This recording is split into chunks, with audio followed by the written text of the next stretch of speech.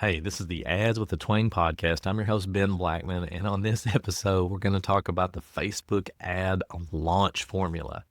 Here comes episode 115. The Ads with the Twain podcast is dedicated to helping you create simple ads and smart strategies to grow your online business. Get ready, because you're going to love this. Hey, welcome to episode 115. Let's get into it. So the Facebook ad launch formula is just a method that I have for doing launches. And so you can actually use this for just about anything. So, and it depends on how you define launch. So some people define a launch as, this big ramp up and build up to a week of sales or something like that, right? And then some people, a launch really could be your next challenge, your next 5-day challenge or next webinar. I mean, that could be it. Doesn't really matter. This works both ways, whatever you want to call it. For this, we're going to call it a launch, okay? So most people overcomplicate launches with Facebook ads, just like we all do, okay, me included. And they either spend way too much, or they don't give it enough time, or they spend too little. I mean, that happens a lot too. A lot of times I see people wait until the last minute to run their ads. They put together something, and because they're used to doing organic, and so they're new to ads, and they just wait till the last minute. They're like, oh, I've got this webinar's coming up in a couple of days. Maybe I should run some ads to it. Yeah, I'm not a fan of that. I actually had a client just do that, and it wasn't their fault. They didn't know yet. That's what they should have contacted me, a week to 10 days ahead of time, but they decided at the last minute. And I told them I didn't think it was a good idea to run ads because we didn't have enough time to figure things out. See, when you wait till the last minute, if an ad's tanking, like it doesn't work at all, well, you've got to switch, right? And so you need enough time to figure those kind of things out, especially if it's the first time you've tried it. But launches don't have to be complicated. So what I did was I broke it down into 3 phases of ads. And the good news for you is that I'm going to have a Google Doc or something in the show notes or whatever in the description if you're on YouTube that you can get. It's free. There's no opt-in for that or anything. You can just get it and it'll have all this in there, so you don't have to, memorize this or keep replaying this back or whatever. So here's the 3-phase launch. I almost said launch strategy. Did you see that episode on The Office where they put, well, anyway, it doesn't matter. I have all this useless information about TV shows and such in my head, so those things come to mind. All right. Phase number 1, it's what we call the pre-launch, and you're going to do this like several weeks ahead of time. You're not going to do this right up to the launch because, and I just want to kind of get this out of the way, most people, they want to run ads like a month out, but that's not a good idea because I say most people, a lot of people do, where they want to run it a month out because they want to get more registrations. Well, the problem with that is that if you register somebody a month ago, they don't remember. They're not going to know. That they're going to forget about it. It's just, that's what's going to happen. So you really want to do a concentrated effort of ads getting people to register for whatever it is, like just a week out, 5 days out, something like that. This right here, what we're talking about is several weeks, 2 weeks, 4 weeks, 6 weeks out is where, for lack of a better word, where the magic happens, so to speak. And what we're going to do is we're going to use stories and reels and or carousels, any of that stuff, just to promote some sheer content. And typically that content, if it can just be your behind the scenes of what your offer is, right? It could be your course, it could be your coaching program, it could be whatever, but it's just kind of a behind the scenes kind of thing. Okay, and we're not telling them to go buy. We're not telling them to take action. We're just kind of promoting that so we can get people interested in that. And the people who watch that, okay, so if you're running a reel and the people who watch that, you're going to start retargeting them. And so this is a real good way to get people into your world without it being salesy. You're giving the behind the scenes, the sneak preview, and you spend $5 or $10 a day on it. You spend on each ad, not just total. Okay, it depends on what your ad budget is, and I'll talk about ad budget sort of in just a minute. But You spend $5, $10 a day on each ad, and you see which ones are converting, and which ones people are commenting on, and so forth. And then you can now create a retargeting audience of those people. Okay, and by the way, let me just say this: the initial people that I was talking about with the stories and the reels and such, those people, you want to already start with retargeting there, like retargeting your email list, retargeting your followers, retargeting people who visit your website. If you can, you want to retarget those people to see those ads too, because you need to re-engage the people that already know who you are. Those are where the most likely sales will come from, because they already know you. Cold traffic, yes, you do want to have some cold traffic coming in, but you don't want the bulk of that to be cold traffic. Now, and some of it depends on how big your email list and how big your following is. So if you have a smaller email list or smaller following, you may have to run more cold traffic so that they get into your world. It's just part of it. So then, about 10 days out, give or take, you want to try to get people excited about what's coming. And what you can do is you can invite those people to opt into a lead magnet that would pertain where the next step would be the course or your coaching program or whatever. And this would be people, even people who are already on your email list. Get them to opt into it. Get them to take action. Get your followers, they're your followers, but they're not on your email list. Get them to opt in so that you can now email them about your launch, your challenge, your webinar, whatever it is that's coming up. So you want to get them off the fence and more proactive, because now you're top of mind. Right? They might already be on your email list, and they might even be opening your emails, but now they're going to be even more top of mind. And so you probably have, a lot of people on your email list who are not opening up their emails. Well, this will re-engage some of them, and you run retargeting ads because they're not opening up your emails, they're not seeing your emails. Okay. So the retargeting ad, they might see it. You have another shot, another bite at the apple, so to speak, to get them more engaged. And so then, the launch week, what you're going to do, it depends on how you're doing it, partly, whether it's a webinar or challenge or whatever it is, but you're going to be retargeting your warm audiences to that thing, to the challenge, to the webinar, whatever it is.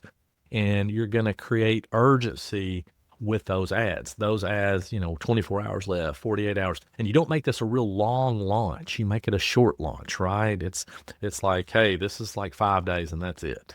Like there's no 2 weeks, there's no, month, none of that. It's short. And you're going to run $20 to $50 a day on those ads. Just depends on how big your retargeting audiences are. And yes, you can run some cold traffic, and you should test that out to see if you're getting conversions, if it's working out. But if it's not likely to, just because they don't know you. You want to just keep retargeting the people who already know you to the launch. Okay.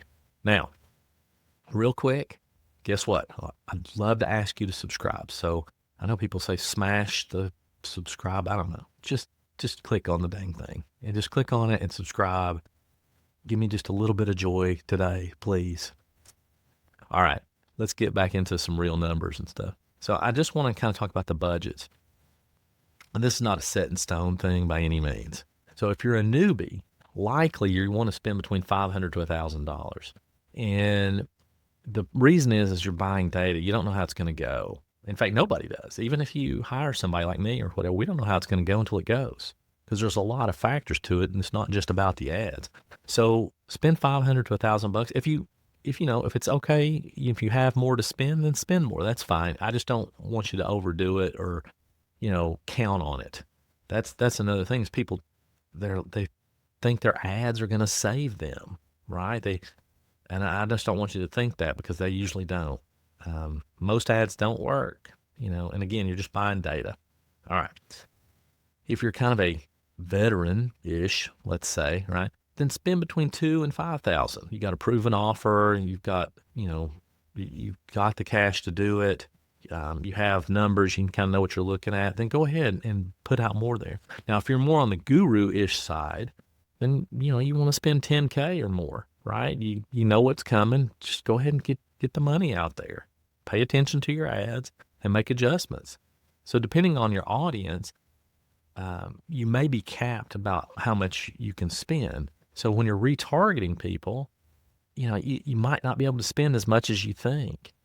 right? So I gave you those numbers, but the fact is if your audience is small, you may not be able to spend all of any of those budgets. So that's why you've got to keep building those audiences with those initial set of ads, right? The phase 1, phase 2 ads. All right. Let me just kind of say a couple of quick things here. One is that high ticket offers make ads much more profitable. All right. So anything above, and I say this loosely about high ticket because it's really not, but anything above $1,000, is going to be much better than if you're trying to sell a mid-ticket item, at 300. And the reason is because it's not any harder to sell, $1,000 offer than it is a $300 offer, but the profit is a lot higher. So your conversion rates don't change enough to make it a big deal. But if your offer's, only 300, okay, that's fine as long as you have upsells after the fact. If you don't, you're just going to have to see. You're going to have to put it out there and see what your conversion rates are, how many buy and that kind of thing. You just have to pay attention to it. I mean, you do anyway, but you're just going to see if it's worth continuing to do that method to sell that offer. So don't spend more than 30% of your expected revenue on ads. So, if you're thinking, you're going to make $10,000, then you don't want to spend more than $3,000 on ads. Now, you may be thinking, well, I'm not spending that anyway, and that's fine, but I'm just saying you don't want to do that. Okay, you don't want to spend $4,000. That's it. And just remember, just always say no to ad drama and just do the math. I say that all the time. I have it on my coffee mugs and all this other stuff. Just don't get into the drama of it. Follow the numbers and make adjustments as appropriate. Okay, so here's some mistakes that I see happen a lot.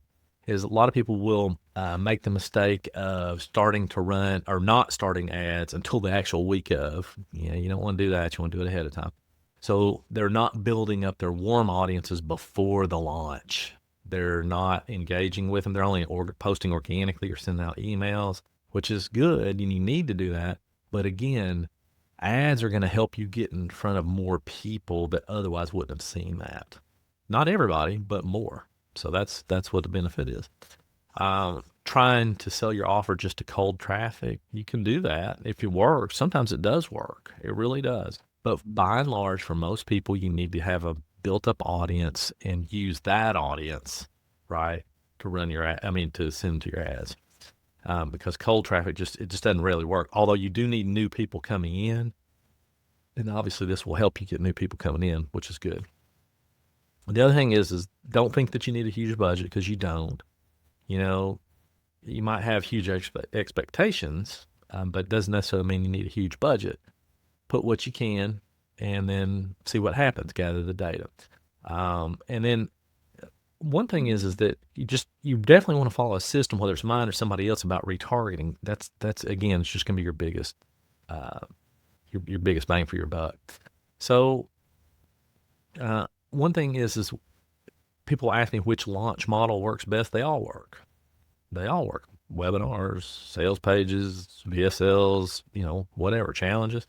They all work. What doesn't work is switching back and forth and not figuring one out. Is running it one time or two times and getting mediocre or bad results and thinking it doesn't work and changing. That doesn't work. You need to figure out what's not working. That's the key to any of this stuff. Same way with ads. Because, you really have to get the data in to understand it. You got to test, track, and adjust. It's really that simple. That's the keys to all of it. Okay, I hope that made sense. Hope it was helpful. Don't forget, if you don't know this, I just launched my version 2 of Lead Magnet Mastery. This is how to build a lead magnet, a great lead magnet, actually, in under an hour, and generate your first 1K or your next 1K, your first 5K or 10K or whatever it is.